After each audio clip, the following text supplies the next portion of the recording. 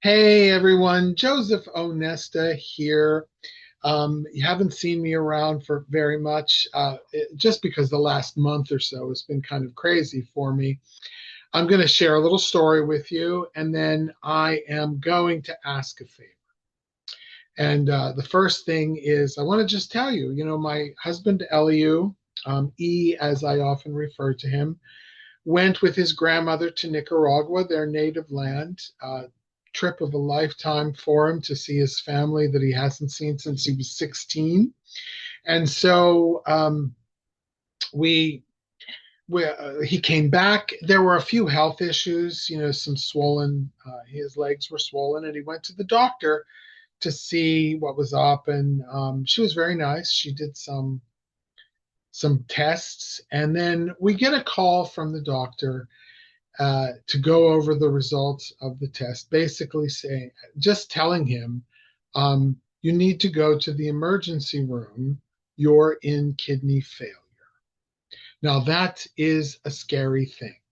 Immediately you kind of go into this sort of like different dimension of life.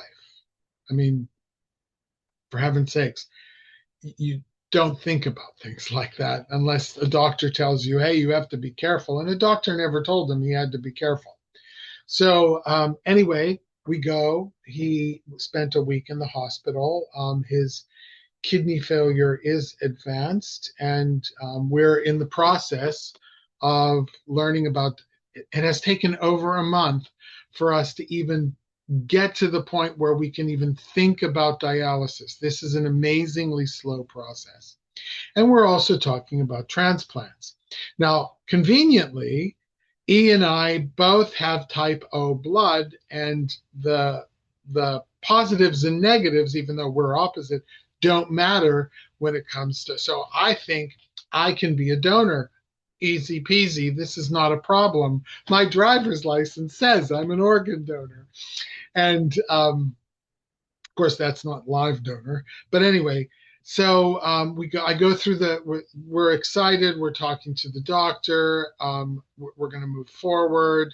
Then I find out that I'm rejected as a donor because I used to be, and I want to underline those words, used to be diabetic. Used to be. I haven't been diabetic for 5 years. There, I don't take medications for diabetes. My blood sugars are normal. Uh, but because of that history, and in terms of the medical profession, I am controlling my diabetes. It's not in remission, it's not reversed. I can argue about that if I want to, but we'll just let it go. I'm not allowed. They won't take my kidney. So, we're starting this odyssey. Because of that, I've had to cancel some engagements to speak at conferences, and am very reluctant to apply to speak at future conferences because I don't know what's going to happen. And we've been well supported. My family here in Pittsburgh, Eliu's family, both in Nicaragua and in California, have been very supportive. Um, we have a lot of support around us. And the wonderful thing, when people say, they always say this too, is if there's anything I can do, let me know. Well, I'm going to let you know. And no, I'm not going to ask you for your kidney. I I think that's what they want me to do, but I'm not going to do that because if you haven't thought about that and you haven't considered this, then let me tell you, I had a roommate named Brian, and Brian used to always say funny things. And one of the things he used to say when you would say, "Oh, thank you, Brian," he'd say, "Well, it was the least I could do." And everybody knows I always do the least I could do. Well, the least you could do, the very least you could do, is to think about it. Think about becoming a donor on your driver's license. Think about whether or not you could do that. But also, just consider it as something that we need to be aware of, because there's a long waiting list, and live donors are apparently a very important source. I'm not asking you for your kidney. I would love to ask you for your kidney, but I never thought about it before this happened. Like, I'm an organ donor when I'm dead. I'm done with them. But at the end of the day, I didn't really consider thinking about being a living donor. That's the least you could do, just to think about it. And if you dismiss it, dismiss it. It's up to you. Now, the next thing, which is actually much easier to do, much easier to do, is to like and share this video. Just like and share it, put it on your timeline, and tell people that this is something that's important. Please watch the video. If there's anything I can do, let me know. I'm letting you know right now. Eliu and I will go through what we need to go through, and we'll process this and take care of it as we move forward. This isn't the first time this has happened to someone, and it's not going to be the last. You may hear from me about a lot of the things that, because I'm kind of a champion, particularly about the diabetes thing. But, when it comes to this is pretty upsetting that I can't be a donor. That it's very upsetting. All right. So on the other thing, if you on a little further up the scale, if you do think about it and you think you might want to do it, and I underline the word might because you can always change your mind, but there are a couple of organizations online.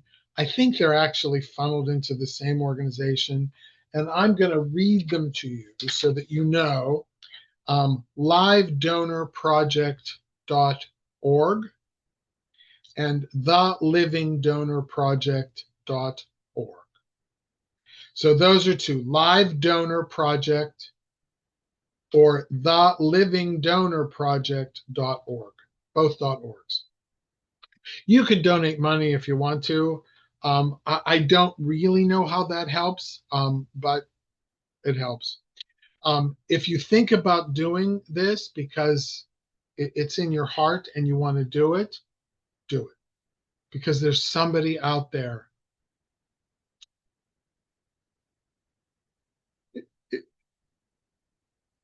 who needs it,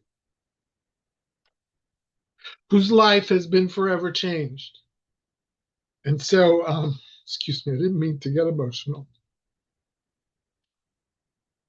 If you do it because you want to, and contact one of these organizations and make yourself available to them.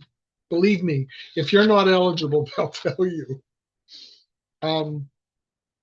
If you're type O and you want to do this for Eliu because you love him, then contact us. And we'll let you know how to go about a little bit mainstreaming that. But I can't ask you to do that. I really can't.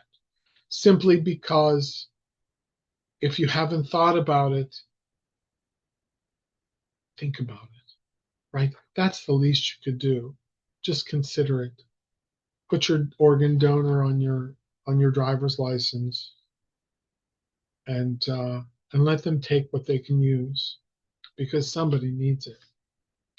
So I'm sorry for all my hypno buddies. I won't see you at the upcoming conferences I'm supposed to be at, simply because I've got other things that are a little bit more pressing on my schedule.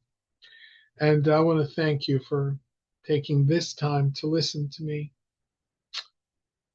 Thanks.